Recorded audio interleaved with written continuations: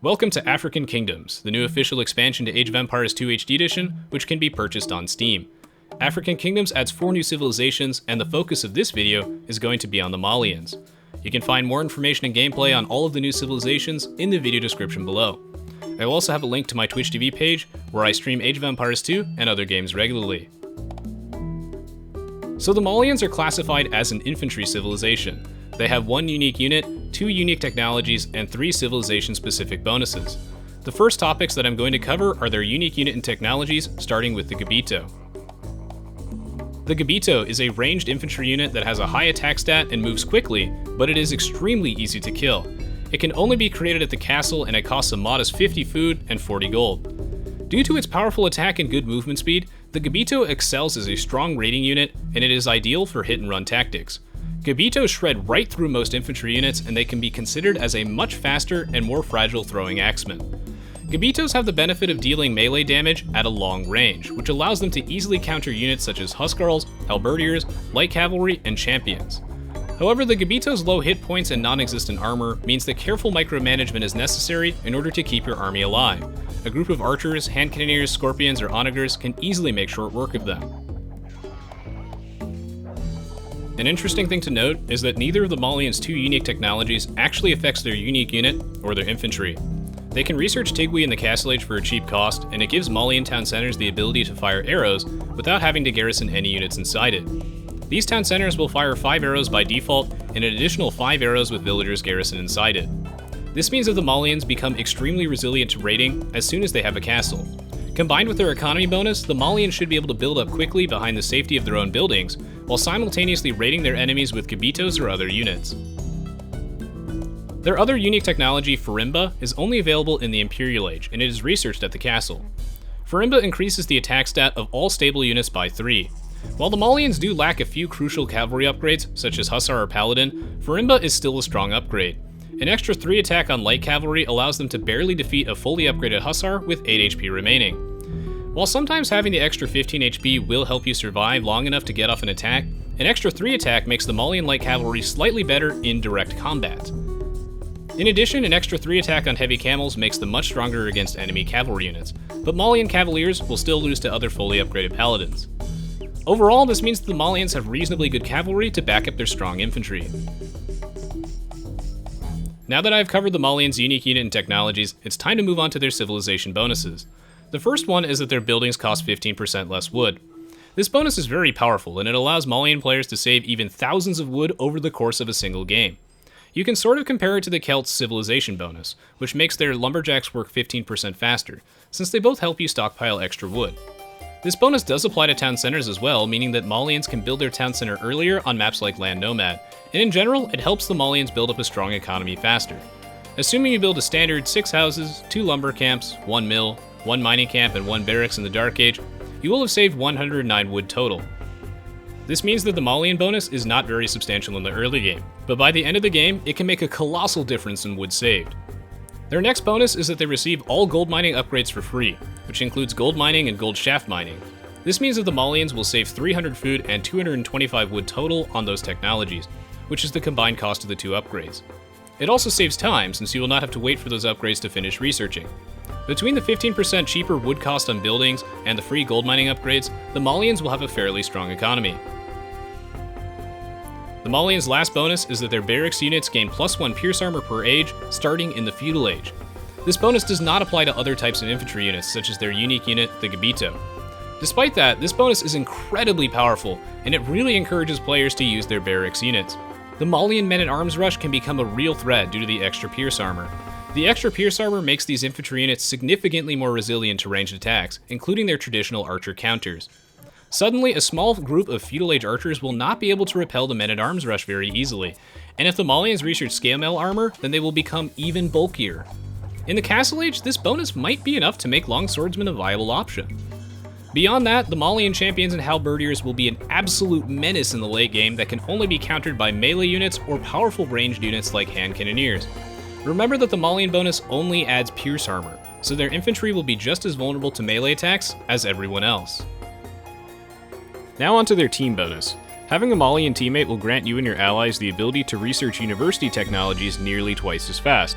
Most university upgrades take a relatively long time to research, and the impact of this bonus can really be felt when researching chemistry.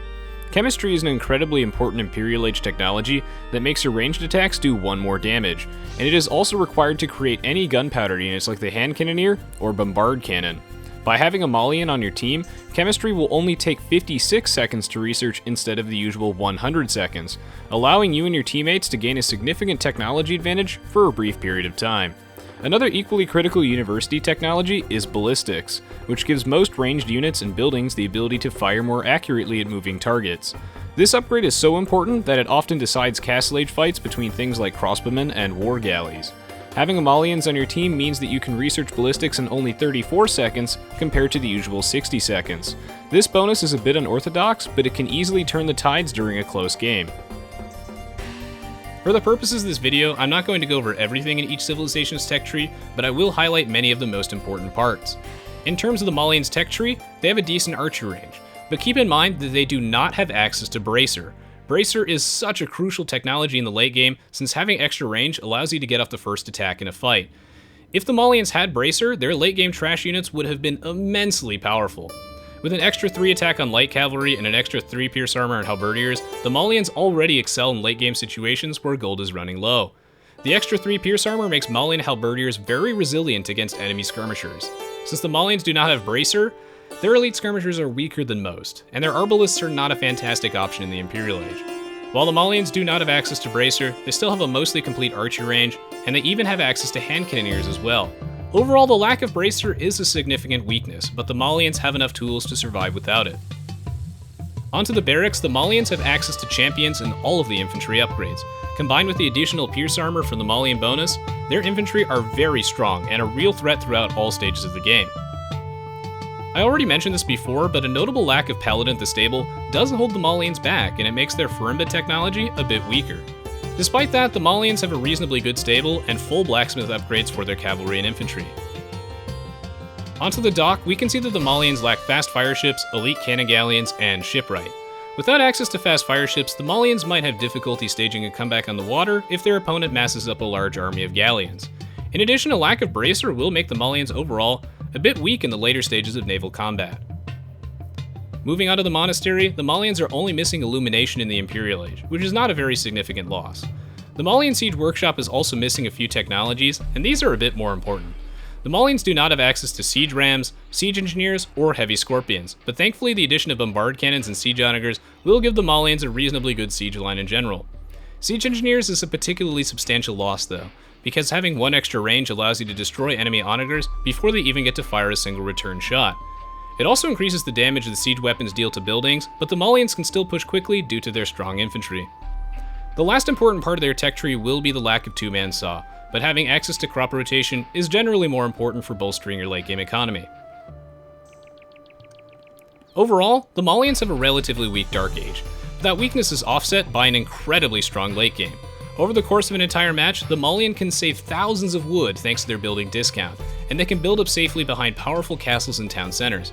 Malian infantry are also going to be a persistent threat, as the additional pierce armor will make their barracks units very resilient against most ranged attacks. As the Malians, you can open up with a 3 militia drush in the Dark Age, and then easily transition into a powerful men-at-arms push. The extra pierce armor will make their champions and halberdiers a nightmare to deal with, and it might even make their longswordsmen worth using. Keep in mind though that it's only extra pierce armor, so the Malians will still be vulnerable in melee combat. The Malian Gbeto also has potential to be a devastating raiding unit if microed carefully. Besides their powerful infantry, the Malians have a reasonably strong stable and a passable archer range, and a decent siege line to boot. When gold becomes scarce in the late game, the Malians can then leverage their bulky halberdiers and offensive light cavalry to close out a game. Overall, the Malians have a lot of threatening options, and I look forward to seeing what strategies are possible with this unique set of infantry bonuses. Thank you so much for watching. If you enjoyed this video, please consider leaving a like rating as well as a comment below. I read all of the comments even if I don't get a chance to respond to them individually. Feel free to let me know what types of African videos you would like to see next. If you're looking for more Age of Empires 2 content, then you're in the right place. My channel has lots of Age of Empires 2 videos, videos on African kingdoms, as well as content relating to other games. Last but not least, I do live stream on Twitch TV regularly, and I'd love to have you as part of our wonderful community.